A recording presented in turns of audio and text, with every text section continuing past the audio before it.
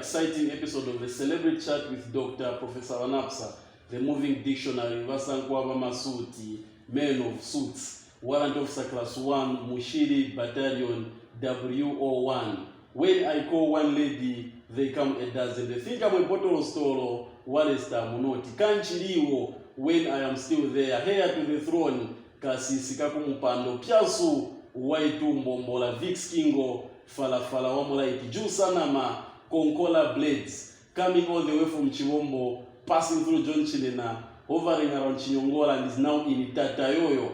So today it's gonna be a very exciting episode as I bring to you another exciting figure in the music industry with a very Brobignagian and also a Pantagruelian, or if you like, a mammoth name. This guy has done quite a number of works for the Zambian music industry, and is still doing a lot more of good works because his works are self-explanatory. Ladies and gentlemen, this guy is none other than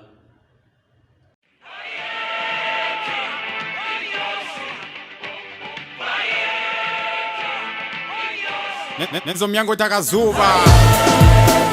Blazer, we blazing, make him bounce, make him bounce, make him bounce, make him bounce.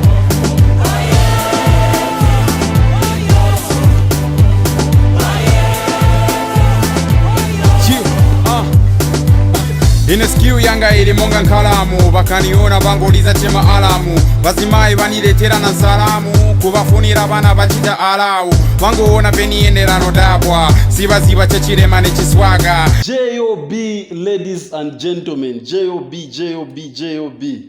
Banapsa. Atubwanji mkuru wanga? No, we are fine. Tikodi ya socha be mzero zabo pika. Long time, my man. It has? Very much. The last time I heard of you, that was, I think, proud to yesterday. The last time I heard of you was 2016. Wow. 2016. Really? And all this time I've been wondering, where is this guy? Because you're one guy that I've really followed so closely. I should be asking you where you've been. Is this when you went to meet the Queen or something? Wow. England is my place anyway. I go to England morning I go, afternoon I come back. Oh. So it's my place of abode, or in simpler terms what I call as my domicile. On a serious note, J.O.B, you're one man that I've followed so closely with your music and everything. Of late, I've been intrigued to look for you because I haven't really known where is J.O.B. Where has J.O.B. been? Obviously, a lot of people are asking questions. Okay. For starters, welcome to my space. Welcome to the office. This is the studio. This is the lab. 90% or 80% of that time you're talking about, I've been right here. We're right here in Lusaka in town. Yeah. Right here. So, you know how it is, Omoyo wa Mamuna, you know. There comes a time when each one of us just wants to start to figure things out, you know. There's a time when life is just happening to you, and then you realize, say, life is happening to me and I want to be in control. So getting that control is not easy. It takes a long time. It takes a very long time. So that time you're talking about, when you've been looking for me, I've been taking control, G. I've been taking control. I hope you know what I mean by looking for you, not music-wise, but as a person. As a human being. I always listen to your music. Like I said, I'm a keen follower of your music. Yeah. I have almost all your songs almost on my PC. Oh, wow. Yes. I've been following you since the times of Funkutupwa, J.O. Nichikari, We Are Going Higher, songs like Hallelujah. I was in high school by then, if you didn't know. Okay. So you've been in the industry for a period of iron, I believe. It seems. J.O.B, when did you jump onto the Weligigi of music? Like, when did you start doing music? You know, I was thinking about this, I think, was it last night? I was thinking to say, if I were to put down some names that are involved in my career, you know, and every time I would think of someone, there was someone before them, and then it went down to this one church organist that tried to teach me music. I remember he tried to teach me this is an A, this is a C, and I was a little boy. I went there like 2 or 3 times and I stopped going. You know, and I felt like music footy, my alphabet footy. Yeah, you know, but after that, fast forward a couple of years, as a little teenage boy, I went back to music through the church. I started singing in the choir. What church? No apostolic. Oh, okay. I started singing in the choir, and then I joined the orchestra. First, I was an organist. I played some recorders. I played the clarinet. I think that's about as far as I went with instruments. And then somewhere 2007, yes, I had just written my grade 12 exam in 2006. 2007, I went and visited a friend. 2007, I was in grade 7. Stop making me feel old, G. I'm telling you. No. You know what the thing is? I think I just finished school a little young. Oh, okay. Yeah, it's not that much. It's just tinatamanga vambiri. Oh. Ndipo muzopuzira na bidara za ndevu ziji. Zero zofaka ni monitor na fani bakuru. No. Wakavuruma chaka kosomora. Okay. And a friend of mine, you know, kazakawani kazakanimankala after grade 12 kazakanimankala mkomoni. And I started gardening at home. And a friend of mine came and he asked me to escort him to go meet another friend, or a friend of his at the time, who's now known as Robert, or rather Bobby. Oh, Bobby. Yes. I never knew that was his real nomenclature. Oh yeah, his name's Robert. Okay.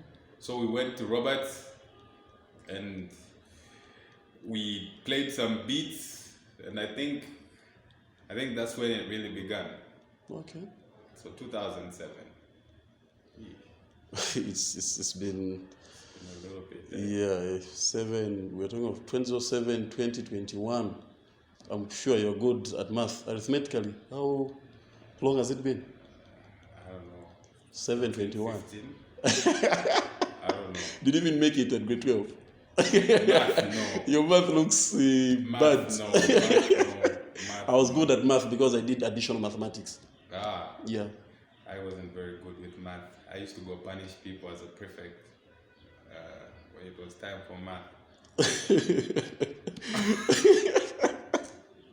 Okay, J.O.B, one intriguing thing is mostly I know you as a musician before I get to know the other side of you, which is the production part of it.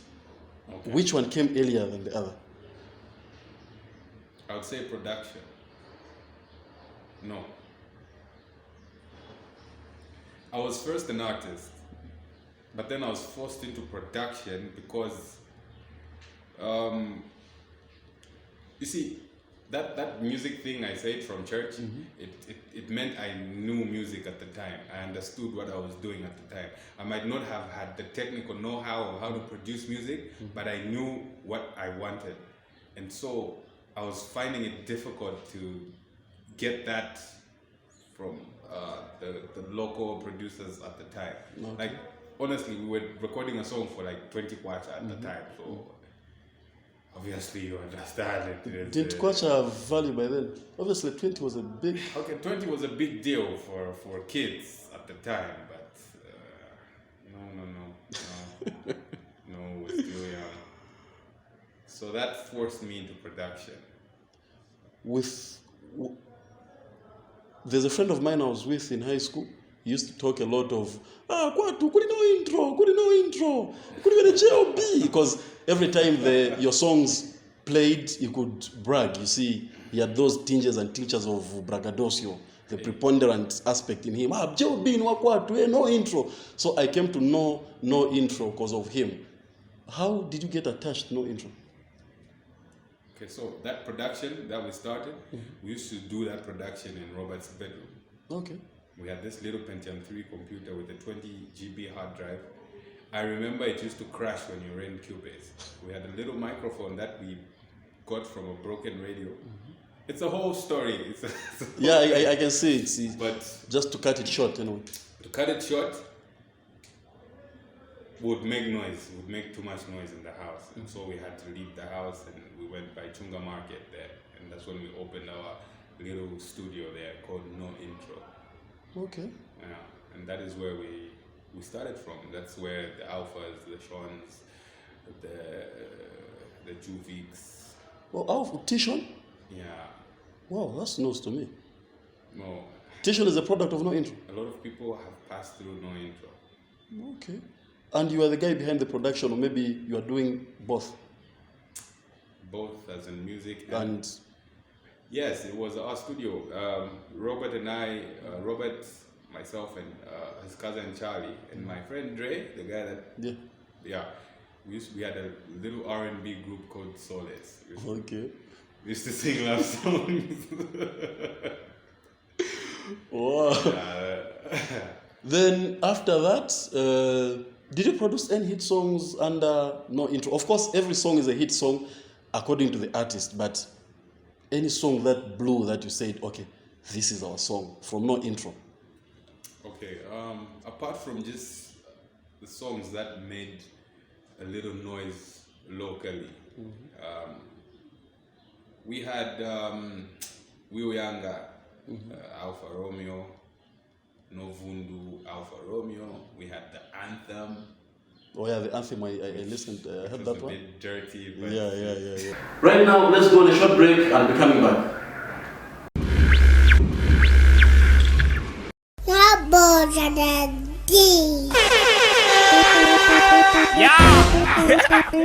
Things like one day, along come my lip at the Monday.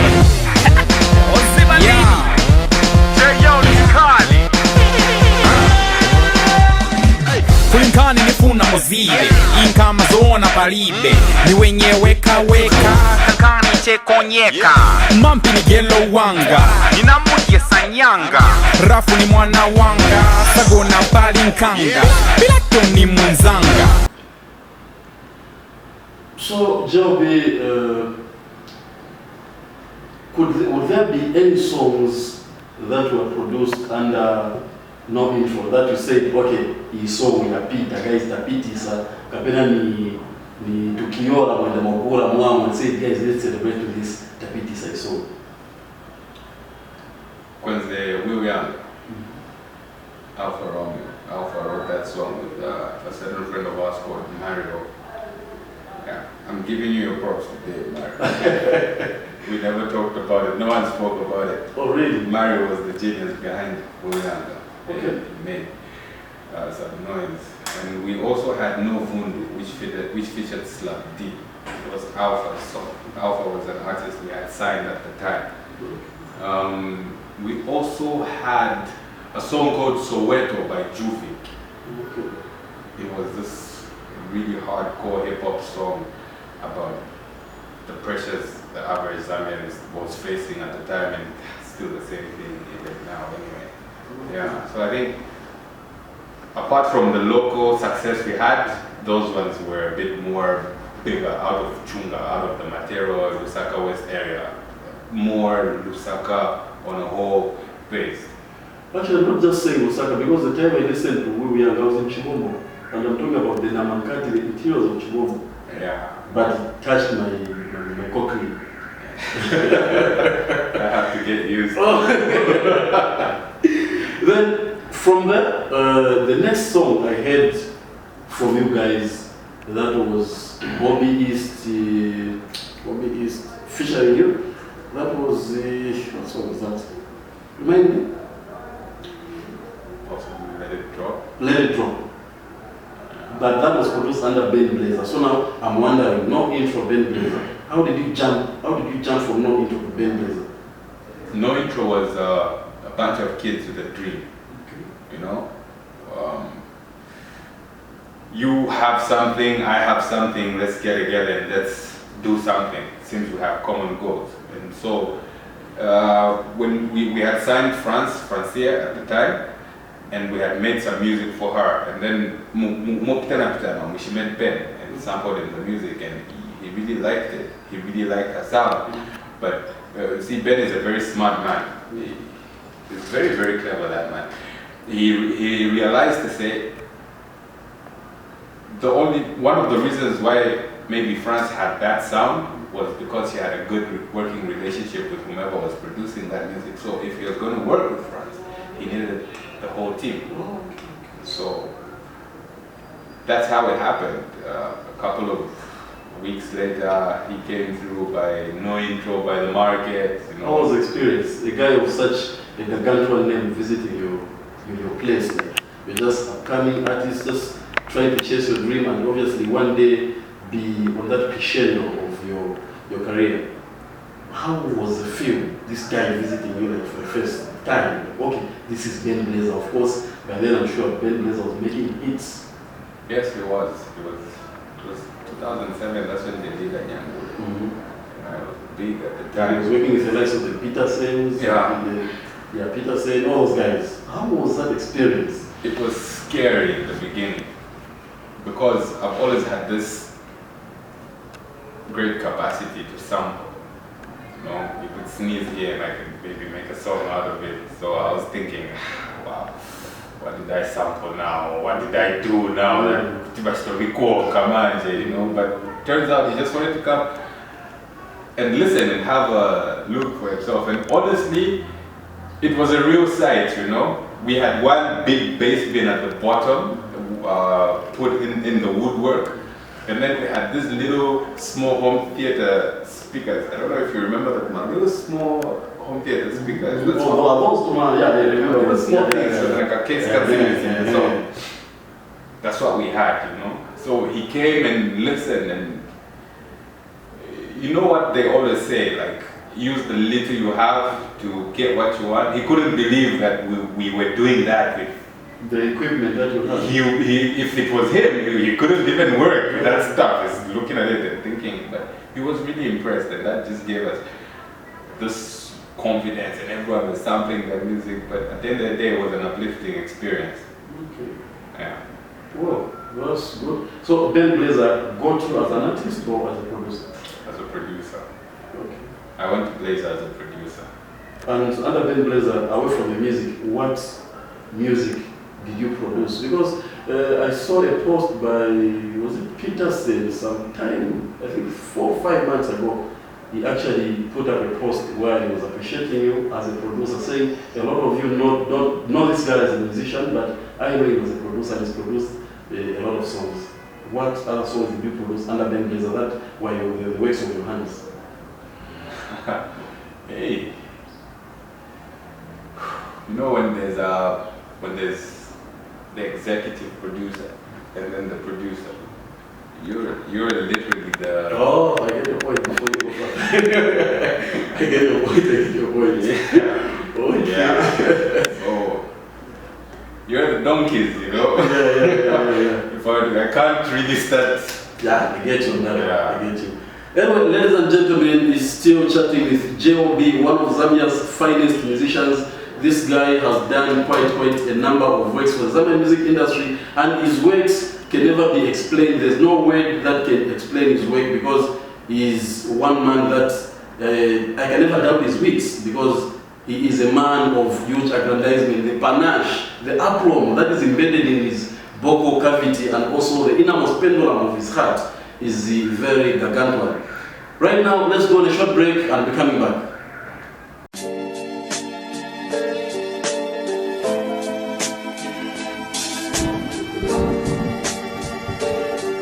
Okay, yeah, Dear brother, I heard your song last week and it got me thinking. As usual, it was about the past and the life we were living. To hear you say that you were my backup when we were leading was like a sucker punch straight to the dream that we all believed in.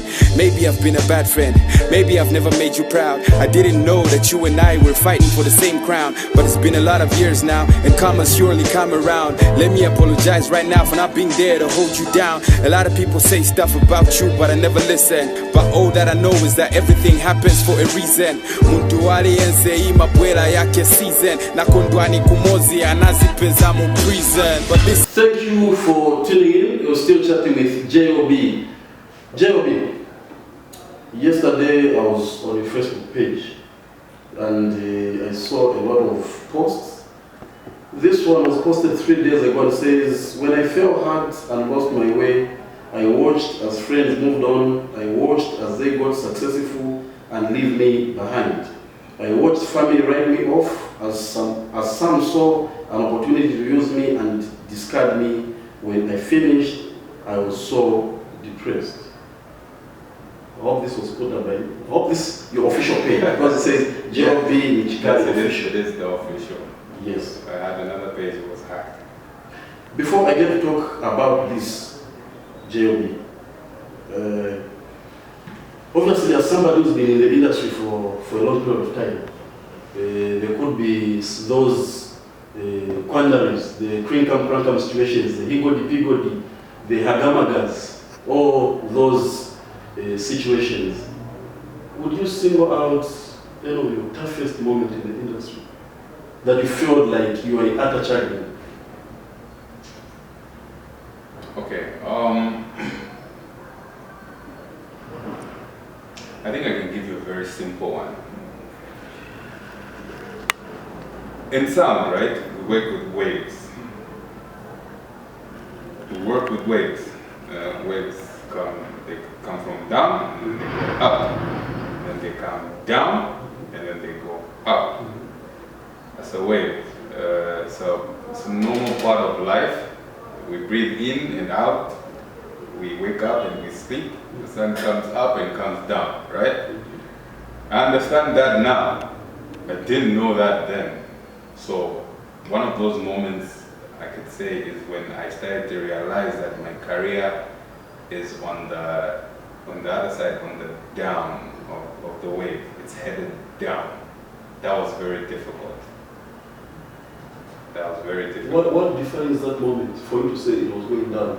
What are the trappings of that? Like where you would say, okay, career I made advance. Obviously there are certain elements that you would see. Okay. Apart from just the usual stuff that you use to measure such a thing, like maybe the fans' response or engagement of fans, the following and whatnot, on a personal level, the drive. The drive, you realize that there's been a reduction in the power and in the force that you have concerning the work. Confidence, musicians are very sensitive people, artists are sensitive people. Our art is our baby, so hey, eventually when people say all sorts of things over what you do, it might affect your confidence.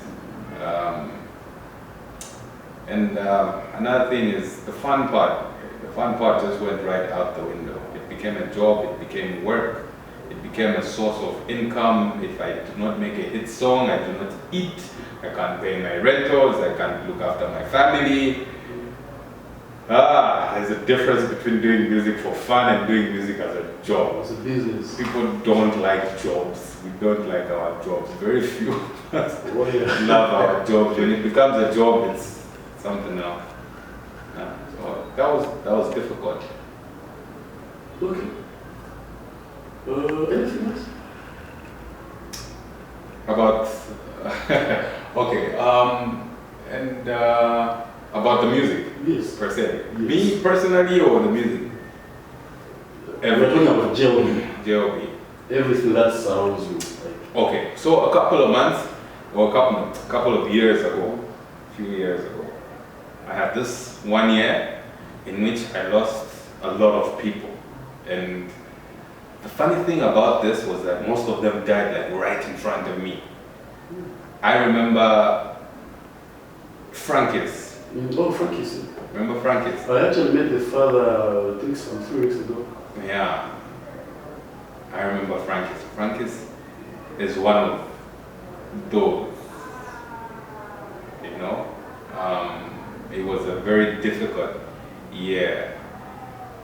And from that time, anyway, it had, like I said, it was already going down. It was literally going down. And you might assume it took months. Yeah. No, it's for a long time. And so the death of family then really hit me hard. Does that also include the death of your father? Yes. In your song, was it Dear Brother? Yes. You talked of your father dying and everything. Yeah, I literally tried to scoot around that issue. But anyway, it was all part of what was happening, and all of that plunged me into depression. So my personal life, including with my career, my music, all of that, and everything seemed to be going wrong, you know? J.O.B, I'm intrigued, sorry to cut you short. This is a J.O.B that we know, those were hit songs. But here is the same J.O.B, after producing all those hit songs, all of a sudden his career starts going down. What happened? Away from, of course, you've enumerated and posited a lot of issues like the deaths of your friends, father, and everything. Could that also be why the music career started going down? Well, that's why I started with telling you about the way. Oh, yeah. It's a normal part of life. It's a normal part of life. You will never stay on top forever. That's a lie. What goes up must come down. What goes in must come out. What's hot must be cold eventually. It's a very normal part of life. Then you've handled the issue of depression. There's another J.O.B which says, interesting to see you all feature each other on songs, and yet it's a mukana. Some of you superstars can't even reply to a text message. This was posted 3 days ago by J.O.B in Chicana. Oh wow. Yeah, well, it's ridiculous, really, you know? It's really ridiculous. Personally, I don't like to beg. I don't plead. I beg my madam, yes, I beg my mom and my sister, and I plead with my kids to behave themselves. But apart from that, so, you know, you should ask yourself, why aren't there many J.O.B songs featuring who? And J.O.B featuring, even I don't understand, you know. You think you have a good relationship with people. I might not be out all the time like everybody else. I might not be club hopping and whatnot and fellowshipping, if this was church, would say fellowship, with everyone, right? But I mean, it's not like I went around insulting people, I go around offending people.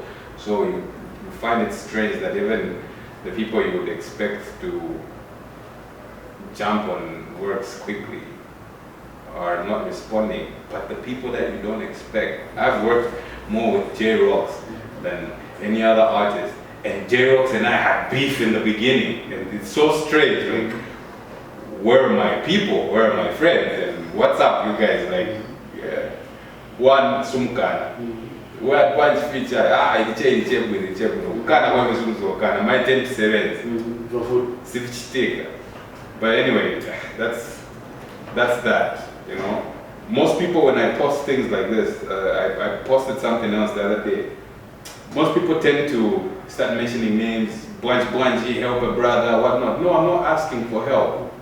I'm not asking for help. You see, none of these people were there when I didn't have anything to eat.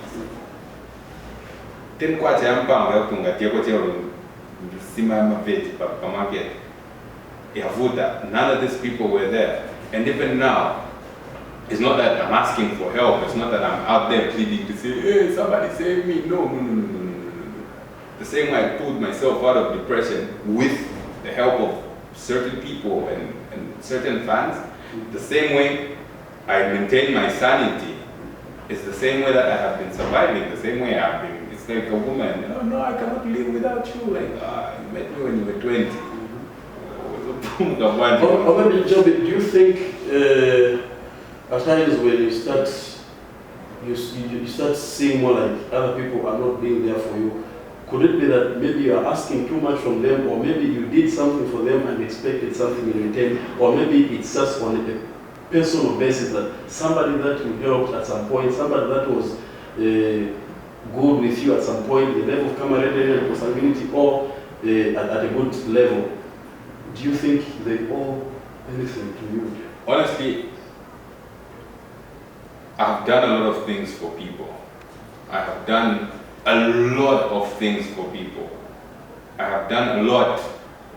I've tried. I'm one of those people that I'm ready to work, I'm ready to get the job done. I'm ready to help you. If I believe you have something, I'm good to go. I'm with you. But I don't expect much from people. I expect certain things like respect. I expect you to respect me because I respect you as a human being. You know? Okay. I think, let me end at respect, because basically that's as much as I respect from people. I expect you to look at me and understand, to say, this is a man just like me. This is a human being just like me. It does not make him little for him to ask for something from me. The same that when I asked from him, before I even finish saying, he's already on the job. So honestly, I don't expect anything from anyone. And I've come to that point where I don't really care much, you know, because I've stopped looking at what my friends are up to. It is when you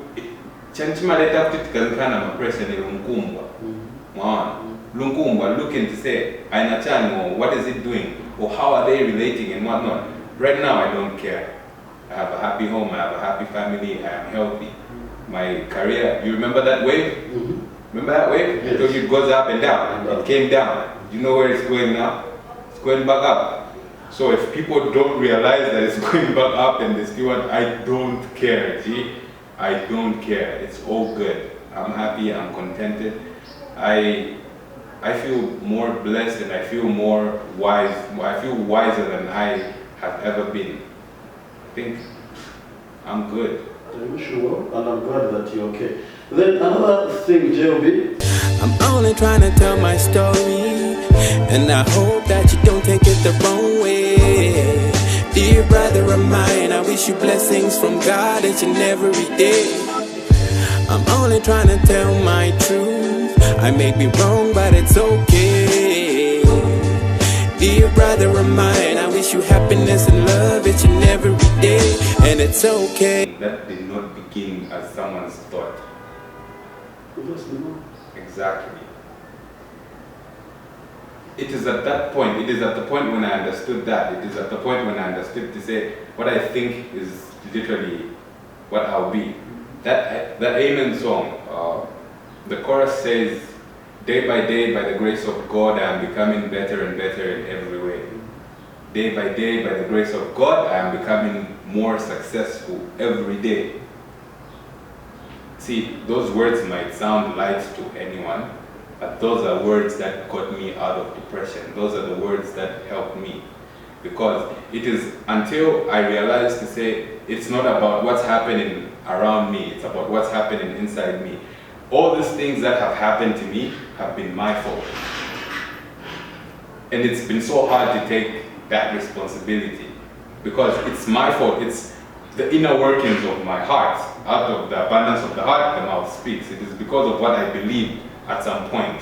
Maybe I looked around and I saw so much pain and trouble, and I became pain, and hence started creating pain in my life.